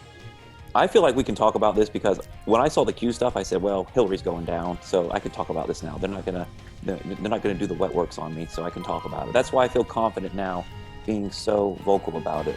Seeing people like you who really, you really are out there. because I've even ran into some Swiss people at my expos. Like there was a really creepy, seemed like probably rich government Swiss guy that came up to my booth and was kind of like giving me this weird eyeball, and he was like, "You're on to something." And I was like, "Oh, okay, thanks. Like, don't fucking kill me." Well, dude, that's what's crazy about this. I have a note here. I got all kinds of notes. My notes look like your map, by the way. I'm trying, as I talk here, because I've got them written all over the page funny, I'm just trying to cross them out so I can see what I've talked about and what I haven't talked about. But in general, one of the biggest takeaways for me was the effectiveness of one person. All right? You did all this by yourself, right? Pretty much. Pretty much. I've had a little bit of help here and there where I've put out a question or consulted someone specifically, but no one really gave me the impetus like make this map next, other than my own guidance and downloads, spiritual guidance from my higher self and spirit guides. Right. So that's the next area I want to kind of go into, which is another, I think, and this has been a topic for me, knowing that the Great Awakening is happening and nothing can stop it, that there's this parallel between this 5G versus this 5D. And I've heard you talk about this too, where it's like the lower entities, the lower vibration, the alternate timeline is trying to install this grid of 5G and coronavirus. And at the parallel same time, we are ascending into 5D. And I've heard you talk about that a little bit. So I know you're also a big opponent of 5G. I'm not obviously a proponent of it. I'm kind of in the middle, because I've read so many things that like maybe Trump is putting Covfefe in the 5G. Have you heard that? They're putting up the 5G in the USA, but it's the good 5G. I definitely heard that, but there was really never any evidence for it. The 5G thing has kind of scared me for a long time, because when I lived in New York, I had an experience where I was on a 9th floor, and after living there for about 2 years, I realized that on top of the 8th floor of the adjacent building, there was a whole installation of 4G cell phone towers that were literally probably like 10 meters from my bed. And, I was having some health issues at the time, like definitely some allergy symptoms, like really bad eczema. And that really freaked me out. And so from that point on, I knew what a cell phone tower looked like, because I didn't even know before that. And so from that point on, I was very conscious of my proximity to them. When I picked my next apartment in New York, I made sure that there wasn't one like right outside the window. But then I started becoming more aware that, well, gee, every single person in this building has a Wi-Fi router. And I started becoming more aware of Wi-Fi. And, I never really felt like, this Wi-Fi is preventing me from sleeping or, doing this or that or causing these symptoms. But just being aware of it, looking at the research and seeing that there were some scientists out there saying that any type of these EMF frequencies could be bad for your health. So that got me maybe a little bit paranoid, but I think a little bit of paranoia can go a long way in preventing you from getting cancer or something like that. So I was just really aware of it. And, hearing about 5G, hearing it's going to be, 10 or 60 times more powerful than 4G, I feel like that should be enough to scare anyone who is, at all concerned about getting cancer or, living a long, healthy life, especially considering what your proximity to these transmitters might be. So it has been pretty horrifying since coronavirus to see these towers in rapid deployment. I'm thankful I don't have any of like the bucket style ones near me, but I've really been kind of hibernating in my house most of this time since February. I mean, I've gone out some, but I don't really see like the full scope of the layout sometimes. And I actually was just out 2 days ago, actually no, just yesterday, in a part of town I don't always go to, but I was sort of driving around. I had a few hours to kill, and I was trying to find somewhere to park. And, I was noticing more of these towers, like all over the place, and different types of towers. Even being someone who researches it a lot, I still see stuff that I'm like, well, what the hell is that? Because they don't all look the same. There's all different types of stuff that you see, and you're just like, what the hell is that? Like, is it safe for me to be here? And, we started seeing them at every four-way intersection. There's these little like plates pointed at you when you're the first one at the stoplight, and you're like, oh, hi, like, what are you doing to me? So I was trying to kill 2 hours yesterday, just driving around, and parked at a few different places. And like, I would park in these places and just start feeling almost like kind of dizzy. And, it might've been because I didn't get much sleep, but a part of me was like, is this whole area like wired up 5G'd out? And I'm like really feeling like weird because of it. And I don't know. I mean, I ended up going to Best Buy and killing a few hours there, but it's freaky. And we really would like to know, like, is this 5G really going to be unhealthy, healthy, neutral? Is it depend on the tower? I mean, something I've thought about a lot is literally it could depend on a tower, and even one tower could be healthy one day if they have it on a certain frequency or a certain volume, and then the next day, you know, they decide to turn it up really high and everyone in the area starts getting COVID, you know, like, who knows? And, you know, whatever happened in New York during COVID when supposedly all those people were dying, that could have been biological, that could have been 5G towers getting cranked up all of a sudden. And so that's a really good parallel for talking about your COVID map, because in looking at it, it's basically reaffirmed what I thought was going on, which was the seat of the deep state, China, the Wuhan Institute of Virology, and you've got the WHO, the FDA, the CDC. These are all deep state organizations, and you've got Gates tied into it too. And what you have here is a COVID 5G novel bio AI weapon. So the theory is, as they would roll this out, this is my theory, and this is what I was trying to understand, that every time they would roll out 5G, you would have outbreaks of coronavirus. So it wasn't really a virus, it was 5G causing people to get sick. Would you agree with that? I think that's a possibility. And I think it's also a possibility that there is a virus in play, like a bioweapon in play. But just the fact that some of the most sophisticated reports that I've heard about coronavirus and what it does to the body in terms of causing like blood clotting and coagulation and oxygen depletion, and the symptoms of when you have to go to the hospital, sometimes our people are literally turning blue, and it's like that level of oxygen depletion, almost like they have altitude sickness. That actually sounds a lot like what people were warning 5G would do. That 5G has the same sort of effects of blood clumping, low oxygen disruption. And so I'm not saying that it's the exact same cause for both, but it's very coincidental that it's like this exact same spectrum of symptoms. And it could be a little bit of both. You know, maybe it is two completely different things that have the exact same spectrum of symptoms. That's definitely possible, but just that fact alone should raise our red flags and raise our concern. And the fact that the media has just been completely dismissive, like hasn't discussed 5G at all since the rollout of it. And, you know, when I was researching that COVID 5G map, I was looking up 5G like a million times, obviously.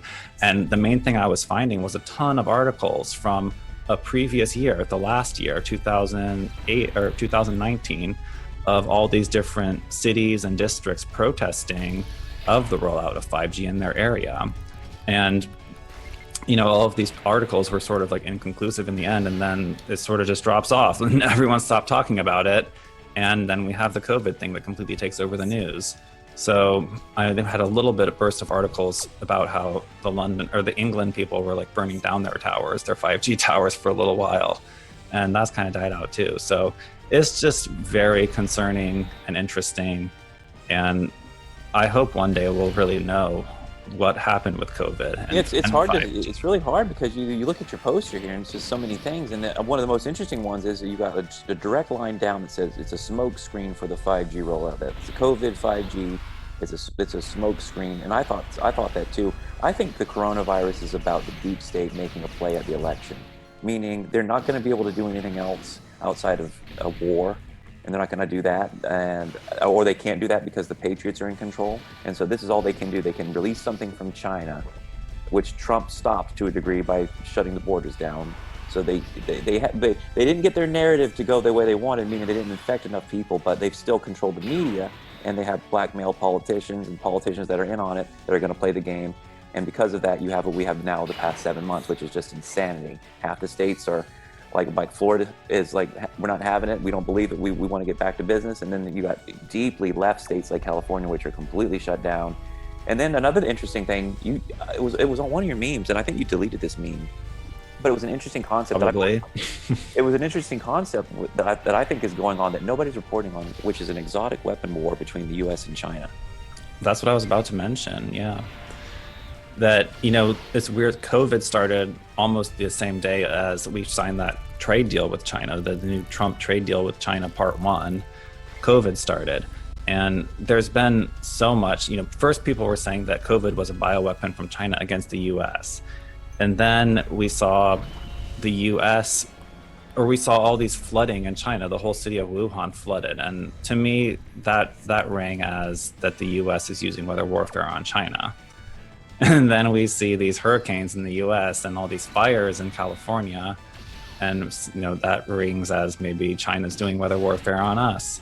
And, with the whole connection between COVID and 5G, that alone could be a combination of, I guess you would call it like cyber warfare or electronic warfare being used as EMF warfare. So if we have these 5G towers, if we've programmed them to be, not harmful for the USA, we need to make sure that Chinese hackers couldn't hack in and use that 5G tower as a weapon. And that's going to take some really advanced cybersecurity to ensure that it's literally hack-proof, because this is the kind of thing that, if a country is trying to do harm to another country, that's going to be the easiest way to do it. You're not going to have to send in an army of troops anymore if they have these 5G towers that are essentially, laser guns pointed at everywhere, every city, every population. It might be easier to electronically hack in and use those as a weapon as opposed to conventional military means. And there's just a lot of stuff in the realm of exotic warfare that the mainstream media doesn't ever consider as even a possibility, when it's a completely real possibility. I mean, the fact that we've seen Space Force roll out, and that dude at the Pentagon recently said that Russia and China do have DEW weapons in space, and that was like a one-time article. The media didn't look into it, didn't say, I wonder if any of these fires could possibly be connected to that. It's like, nope, that's climate change. Yeah, it's climate change, and it's also arsonists. But I am totally a believer in the directed energy weapons, and they're being used and deployed against us. And I think we have our own as well. So definitely, and we've had them longer than Space Force. Let's switch to a little bit. Actually, you know what? Before we switch to some higher vibing topics, I want to continue a little bit with one of the most interesting things about the Q key for me is you've got lines all over it that go sometimes way across the poster to a completely different area. And I've been listening to some of your interviews, and to hear some of these explanations of how they're connected is mind-blowing. So I went through the map today, and I listened to a few interviews, but what I try to do is, you have a lot of interviews, so anybody that is like super interested in you, you've got a treasure trove after this interview to go dig. But I wanted to ask you some of these questions about, like, the one that set me off in terms of, like, I need to investigate this map, as I heard an interview, and if you could explain the connection between Joan Benet, and there's a line that goes to Lockheed Martin, the plane company, for the people that don't know. What's the connection between Joan Benet Ramsey and Lockheed?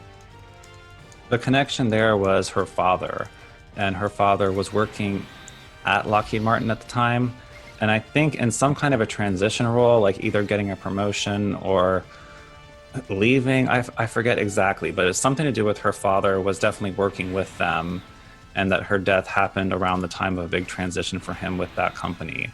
And to me, it felt a little bit like it might be some kind of like a sacrifice ritual. That's what that was like amazing. And then I saw another line that connected her to Pizzagate, so that makes That's sense. An easy one. Yeah.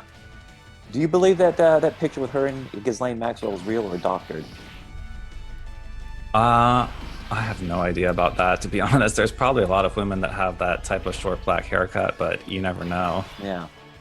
If her father's working with Lockheed, I mean, you're going to be surprised how many of these elites are interconnected in different ways. And I've actually been talking to some people I knew formerly from the fashion industry in New York from school that even worked with higher level fashion industry people than I did. And we were both realizing that people that we were pretty closely connected with, like, might be very strongly connected themselves to this Ghislaine Maxwell circle, the Epstein circle, ultimately the cult of Baal. the higher you get in the fashion industry. I actually lived across the street from Anna Wintour. Wow. And I don't know if that's going to mean anything to anyone if they know who she is. Oh yeah, it means a lot to me. That's Kanye. Kanye worships her, and she's the the queen of the fashion world. She's pretty much the queen of the fashion world, yeah. And it was a quiet little street on Sullivan Street, and I only saw her walking in and out a couple times with golf clubs. Like I never saw like people in red robes holding candles in her house or anything. I don't think she would do that at that location either, but these people are definitely involved in some very dark stuff. And we all went into fashion thinking if you have talent, you're going to be able to start your own brand and do whatever you want. And it ended up being, it all depends on who you know, not only who you know, but who your family is connected to is who gets to have their own fashion brand. And not surprisingly, the people who do get to have their own brands aren't usually the most talented ones. And so that's why you have these egomaniacs at the top of every company. That's what I've learned with Hollywood, looking at it. I'm like, there's tons of talented people that get passive in Hollywood, and I think the reason is they weren't born into it, or they weren't willing to make the sacrifice needed to get to that level of success. And then you've got the ones that are there, like The Rock, who are marginally talented, and they're in every movie, and they're the front page, and he's doing the Biden endorsement in the Blueberry outfit the other day. So he's made the sacrifice. So I don't want to spend too much time on that. I want to keep looking at these arrows here. So another interesting one for me was, what's the connection between Prometheus and John D. Rockefeller?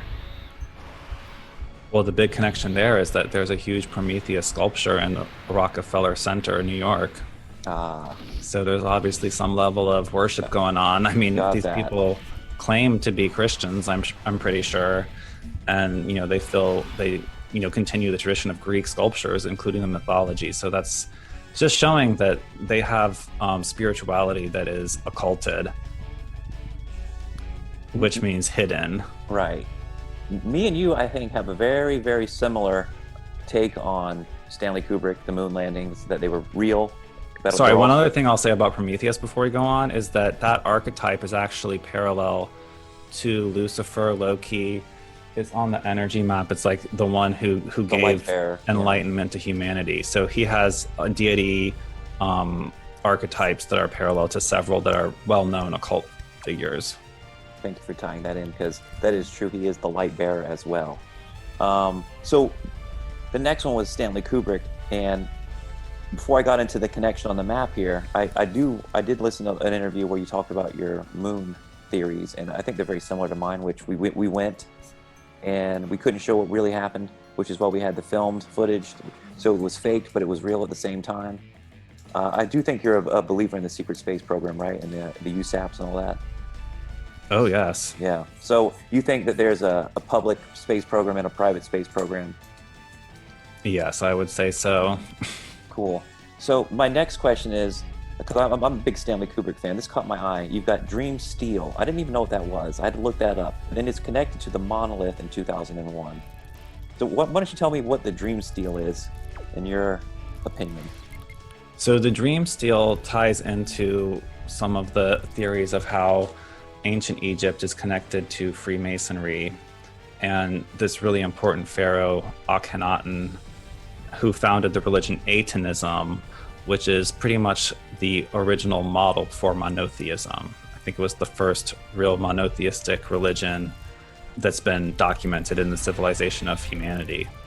And the Dream Steel was, I believe, erected by his grandfather, possibly great-grandfather, that was almost like the original idea for the religion that he created a few generations later.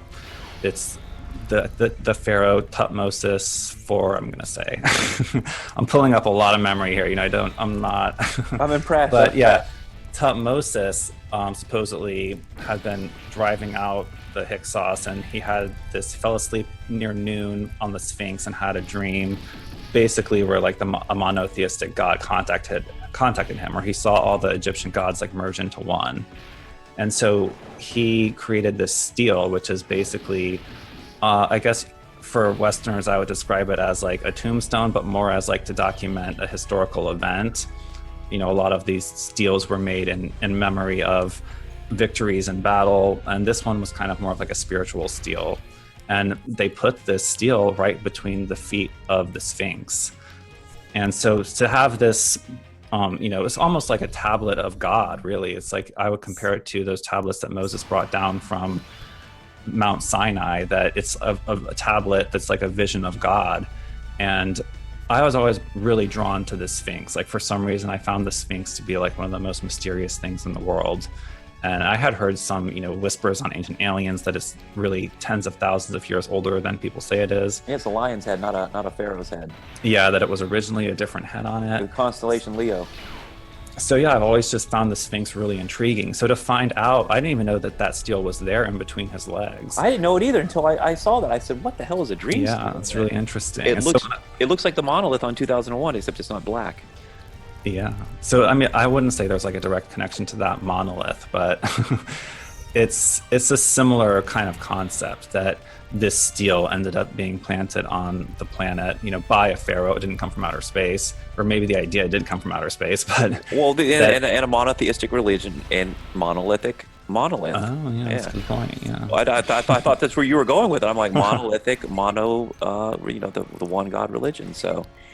Thanks for clearing that up. There's stuff on the QWeb that makes sense that like I hadn't even thought of yet. That's why it really has like almost like a 5-dimensional aspect to it, that I realized that there's things that are adjacent to each other that have these weird connections that make total sense that I didn't even think of. And so it's almost like it was guided by a higher power. It really is. Well, that's, one thing I've understood on psychedelics is there's hidden layers, there's illuminated layers, there's all kinds of dimensionality of things that you can't sometimes consciously understand, but it's perfect and God's made it that way, and it's just for you to unravel. And as the more I look at this, that's proven true.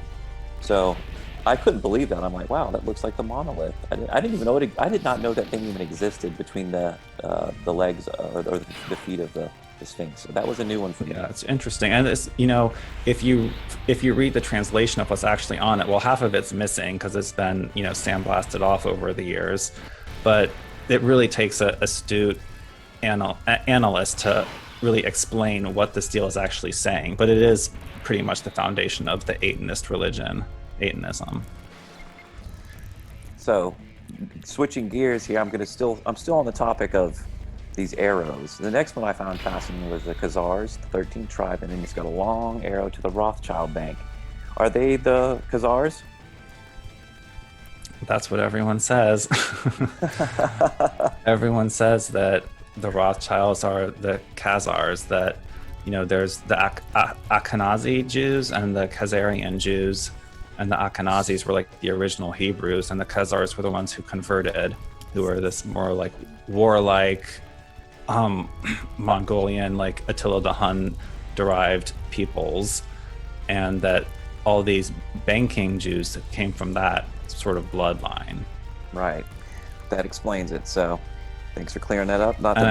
This is history where I'm not 100% on it, but that's what they say. And, the book to read about that is literally called The 13th Tribe. Yes. I think Arthur someone.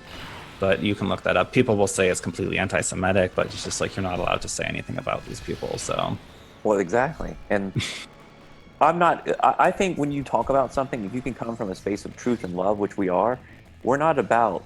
I tell people like this: look, not all Jews are Zionists, and not all Zionists are Jews. Okay, let's just So not every Jew is some banker or some person that is out to get you. They're just regular people, and there's all kinds of non-Jews that are Zionists that are drinking baby's blood. So yeah, I mean, the whole Bush administration seemed pretty Zionist with their war in the Middle East. And my whole thing, there's a lot of conspiracy theorists like kind of fall on the recourse of like the Jews are running the world. But if you look at the QWeb, the conclusion I've come to is that the reason why the Vatican is top and center is because it really is top and center in the importance and hierarchy of who is controlling all of this. And for me, it is a toss-up between the Vatican and the Swiss. And then there is a question of these Asian factions, the dragon families in China. I'm not sure if the Vatican would be higher or lower than them in terms of hierarchy. I'm sure if you asked each of them, if you asked the dragon families, they'd say that they're higher. If you asked the Vatican, they'd say that they're higher. I think you nailed it. I think the Vatican is the oldest living control structure left on the planet. I think so too. and then Switzerland is an offshoot of that, meaning that they are Rome's bitch in a way, even though they are the Central Intelligence Agency. Now, another thing that people don't know about, and I don't even know about it, are the black popes and that whole situation. I don't even know where to begin with that, so I don't even know if we should even talk about that, because it's a rabbit hole for maybe another time. Well, it's not that complicated. It's just that the white pope's the head of the Vatican. The Jesuits are this sort of like shadow army of the Vatican. That's like the CIA of the Vatican. And that the Black Pope is the head of the Jesuits. He's the Jesuit superior general. And so there's a power struggle between the white Pope and the Black Pope. And different times in history that, one has taken over the other in terms of power. And I'm not sure, I guess now we do have a Jesuit Pope, so the Black Pope and the white Pope have been combined into one role.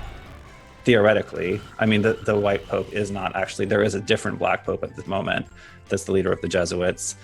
So it's very hard to say. The roles are constantly shifting and, So do you think the Black Pope and the white Pope goes into that whole thing of like, like Freemasonry and the checkerboard and the pillars and all that stuff? Do you think that that's part of that, the duality? I hadn't thought of it like that, but maybe so. There's a lot of symbolism in Freemasonry, and I go through phases where like I have this moment of clarity. I'm like, oh, I understand the two pillars like perfectly, and then I kind of forget. So, I mean, I could explain it more, but I'm not. It's very mysterious, and there's a lot of different interpretations. Well, that's the thing. Tonight, I want to cover as much of your stuff in general that we can cover, and hit my points of interest that you haven't talked about, hopefully in other interviews, and get everybody just a deep, but not too deep view in what you do. But the next one is the Holocaust, and you've got an arrow to the Swiss Banking Act of 1934. What happened with the Swiss Banking Act of 1934? The Swiss Banking Act of 1934 really set up Switzerland as the way a lot of people think of it as today, as this sort of banking legal haven, where they set up the possibility for people to do what we consider illegal banking in Switzerland, for the elites in America to do illegal banking. And that a big sort of part of the Holocaust was transferring all the wealth from the people that they were putting in concentration camps to Switzerland and these like shadow bank accounts that I guess, I mean, they would be owned by Germans. I'm not exactly sure who would be owning those bank accounts, probably the Nazi parties, but that they hid the money in Switzerland and that the Swiss were complicit with it. And right. That they didn't suffer any repercussions for that. They weren't part of the Nuremberg trials for being the bankers for all this illegally stolen money. The CIA, of course not. Let's see here. So here's another one this is a recent one, I think, and this was what caught my attention during the quarantine, which is like nobody else was seeing this, but you would see the earthquakes going on that were not natural. You'd see almost man-made waveforms. They say, oh, this earthquake's not a naturally occurring one. This is made by a bomb or something. You've got the mystery booms. You've got deep underground military bases, and you've got a long line to mystery booms. And I think that's what we're talking about, right? All these booms we were having over the course of the quarantine, or are you talking about something? Yes, definitely. And good job following that long line. But there's been several mystery booms. I mean, I've stopped keeping track of them. It's just like, I am still taking notes on everything that's happening. I have one note file that is the continuation of the Q Web, and I have another note file that is called the Trump era Q Web. And I document everything. I'm definitely going to do a Trump term 1 Q Web that is, sort of very similar to the Q Web, but events that I would consider, of maximum importance to understand this hidden timeline of what has continued since the first Q Web ended. And the mystery and boobs is a part of that. And so this is one of the things that I would be documenting for that next Q Web, but it's just gotten to be too many of them. And I mean, most recently, I think there was ones near London and ones in New Jersey, which that's, not on the fault line for sure. That was the thing. You'd line them up with places that were on maps, and you'd be like, there's a deep underground military base here. Or there was one actually that was close to Area 51 during the quarantine. Yeah, the ones in China Lake in Nevada, which is a big naval base. Apparently that whole China Lake naval base was pretty much destroyed. It's crazy. And there was no mainstream media reportage on any of these.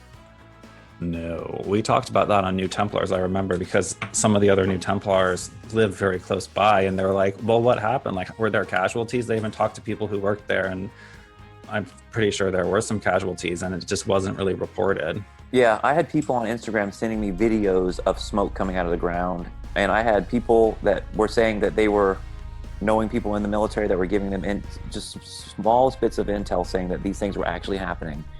So the hard part is the mainstream media is not going to report on it. And so you want to tell somebody who's asleep and they're like, no, if the mainstream media doesn't report it, it's not true. And those people, it's hard to get through. But at a certain amount of time, it's like, how many coincidences do you need? Before it becomes obvious and you have to wake up to it. But I could not believe how many booms were happening over the quarantine. It was unbelievable. Yeah, that was 7/4/19. I just looked up my Trump era QWeb notes. 7/4/19 was that China Lake earthquake, and then followed shortly thereafter by a huge flooding in DC. It's just I can't wait to do this Trump term 1 era QWeb, because it's just like my notes. I'm even missing a lot on my notes, but even just what I have, it paints this picture of like clearly a shadow war going on with exotic weapons. For sure, I totally agree. Do you think we've got alien friends in the skies helping us out or on the ground here with us? Oh, yes, I do believe that. I have to believe that to maintain hope. Okay, hold that thought. We're going to go into the higher consciousness channeling stuff in just a minute. I'm still working on these lines here. I got some good lines left. So my next one is, I found this. I've always been obsessed with 9/11, like every good conspiracy theorist.